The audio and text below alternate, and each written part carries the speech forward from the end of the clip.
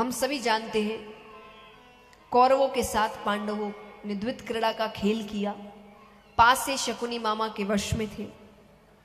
पांडव अपना सब कुछ हार गए।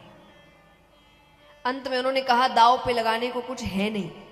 कौरव कहे ऐसे कैसे नहीं, अभी तो द्रौपदी है। देखिए एक बात मैं बताना चाहूंगी, कई बार आपको आपके ही धर्म के खिलाफ किया जाता है, गलत बातें बताकर। जो हुआ उसकी सफाई नहीं है, उसका तो दंड ही महाभारत का युद्ध है।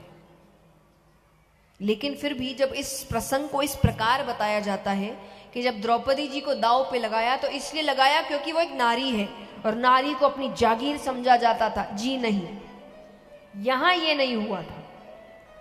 तो युधिष्ठिर दांव पे लगा रहे थे क्योंकि वो सबसे बड़े हैं। उन्होंने सबको लगाया, एक एक पांडव दांव पे लगे हैं, अर्जुन, भीम, नकुल, सहदेव सब लगे हैं।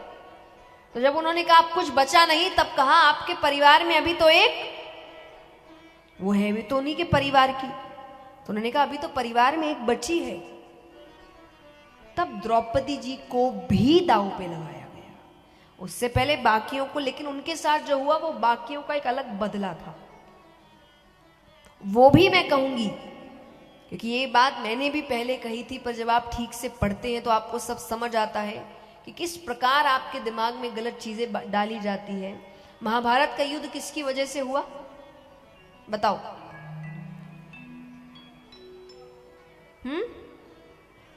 बताइए, आपने भी जो सुना है जीवन भर, महाभारत का युद्ध किसकी वजह से हुआ? द्रौपदी की वजह से। क्यों? क्या बोल दिया? अंधे का पुत्र अंधा। ऐसा कुछ नहीं हुआ था। ये मैं उनको नहीं कह रही, मुझे भी लगता था। ये इतना प्रसिद्ध कर दिया गया था, ये सीरियलों में दिखा रहे हैं। इसीलिए एक बात कहूंगी, अगर भगवान के बारे में कुछ जानना है तो सीरियल ना देखें प्लीज। वो मनोरंजन का काम कर रहे हैं, वो मनोरंजन के तौर पे देखिए, शिक्षा के तौर पे मत देखिए। शिक्षा नहीं मिलने वाली वहां पे। ऐसा कुछ नहीं हुआ था। पर समाज की आदत है ना, सबसे आसान टारगेट है महिलाएं। कुछ भी गलत हुआ महिला ने किया। वरना एक बात बताइए, इतनी सी बात से महाभारत हो गया। इससे पहले कौरव बहुत प्यार करते थे पांडव से, तो फिर बचपन में भीम को जहर किसने दिया था? तब तो द्रौपदी जी थी नहीं, वो तो तब से मारना चाहता है।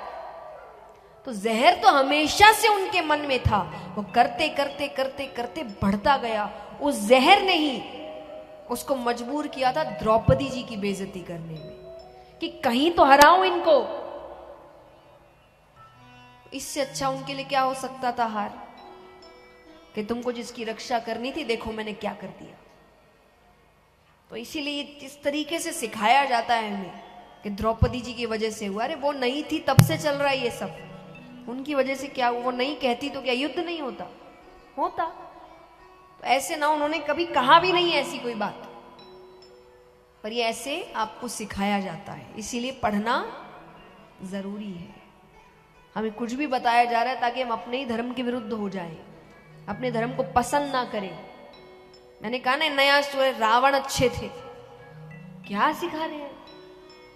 महिलाएं कह रही आजकल राम सा पति नहीं चाहिए, रावण सा भाई चाहिए। अरे कुछ भी, बिना पढ़े लिखे आप समझ रहे सब बातें।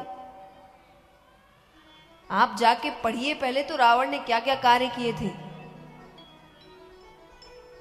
आपको वैसा अगर भाई चाहिए फिर मुझसे बात करिएगा आप।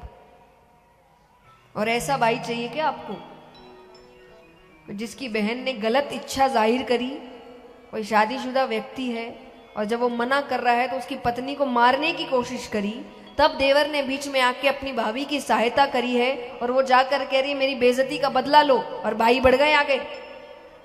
ऐसा भाई चाहिए आपको? वहां तो अपने भाई को एक थप्पड़ लगाना ये कार्य है। पर ये शिक्षा क्यों दी जा रही है? ताकि आज का युवा विरुद्ध हो जाए, उसको अपने भगवान अच्छे ना लगे कि ये अच्छे नहीं है, कृष्ण अच्छे नहीं है, राम अच्छे नहीं है। आपको रावण बनाने की साजिश हो रही है, बनिए मत। तो पढ़िए, आपको समझ आएगा आपके भगवान कितने अच्छे हैं।